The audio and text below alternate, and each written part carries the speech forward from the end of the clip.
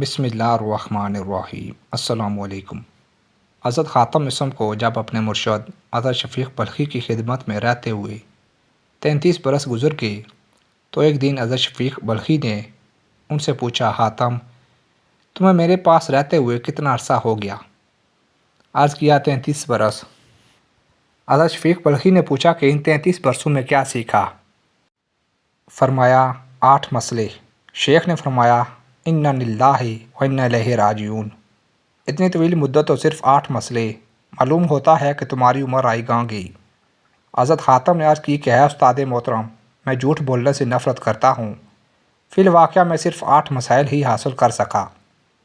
حضرت شفیق نے فرمایا اچھا تو وہ کون سے 8 مسائل ہیں، ذرا میں بھی تو سنوں۔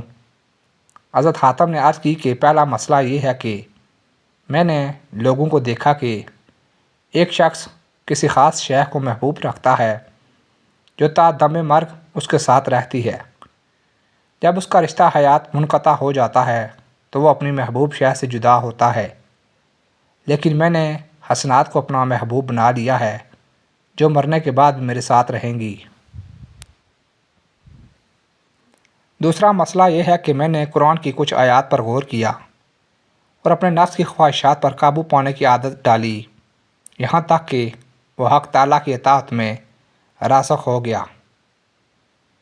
تیسرا مسئلہ یہ ہے کہ میں نے لوگوں کو دیکھا کہ وہ ایک دوسرے کی حالت دیکھ کر حسد کرتے ہیں، چنانچہ میں نے اس بارے میں حق تعالیٰ سے رہنمائی چاہی تو اس کے کلام میں یہ پایا، ہم نے تقسیم کیا ہے لوگوں میں ان کی ضروریات معاش کو۔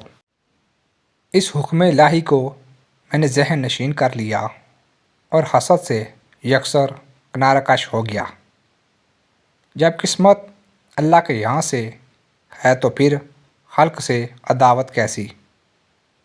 چوتھا مسئلہ یہ ہے کہ میں نے ہر شخص کو دیکھا کہ وہ کسی نہ کسی چیز پر بھروسہ کرتا ہے، کوئی مال پر بھروسہ کرتا ہے، کوئی زمین پر، کوئی تجارت پر، کوئی ہنر پر، لیکن جب میں نے اللہ کا کلام دیکھا تو اس میں یہ پایا، جو اللہ تعالیٰ پر بھروسہ کرتا ہے اللہ تعالیٰ اس کے لیے کافی ہے۔ پانچواں مسئلہ یہ ہے کہ میں نے لوگوں کو دیکھا کہ وہ اپنے حسب و نسب، مال و منال اور جاہ و منصب پر نازاں ہیں۔ میں نے ان چیزوں پر غور کیا تو بیکار معلوم ہوئی، کیونکہ اللہ تعالیٰ نے فرمایا ہے اللہ تعالیٰ کے نزدیک سب سے بہتر وہ ہے جو زیادہ پرہیزگار ہے، چنانچہ میں نے تقوی اختیار کیا کہ حق تعالیٰ کے نزدیک بہتر قرار پاؤں۔ چھٹا مسئلہ یہ ہے کہ میں نے لوگوں کو دیکھا کہ ہر شخص روٹی کے ایک ٹکڑے کے لیے اپنے نفس کو ذلیل کرتا ہے اور ایسے ایسے کام کر گزرتا ہے جو ناجائز ہیں، حالانکہ اللہ تعالیٰ کا واضح ارشاد ہے کوئی جاندار نہیں جس کا رزق اللہ تعالیٰ کے ذمے نہ ہو۔ میں نے یہ یقین کر کے کہ میں بھی اس کی مخلوق میں شامل ہوں جس کا رزق اللہ تعالیٰ کے ذمہ ہے، حصول رزق کے لیے ادھر ادھر دوڑنا بھاگنا ترک کر دیا اور حق تعالیٰ کے حقوق ادا کرنے کے لیے اپنے آپ کو وقف کر دیا۔ ساتواں مسئلہ یہ ہے کہ میں نے لوگوں کو دیکھا کہ جس شخص کے پاس کوئی قیمتی چیز ہے وہ اس کو سنبھال کر رکھتا ہے اور زندگی بھر اس کی حفاظت کرتا ہے، لیکن جب میں نے کلام اللہ کو دیکھا تو اس میں یہ پایا تمہارے پاس جو کچھ ہے وہ سب ختم ہو جائے گا اور جو اللہ تعالیٰ کے پاس ہے وہ باقی رہے گا۔ پس اپنی دانست میں جس چیز کو میں نے قیمتی پایا اس کو اللہ تعالیٰ کی طرف پھیر دیا تاکہ اس کے پاس محفوظ رہے۔ آٹھواں مسئلہ یہ ہے کہ میں نے لوگوں کو دیکھا کہ وہ زمین پر فساد برپا کرتے ہیں اور ایک دوسرے کا گلا کاٹتے ہیں۔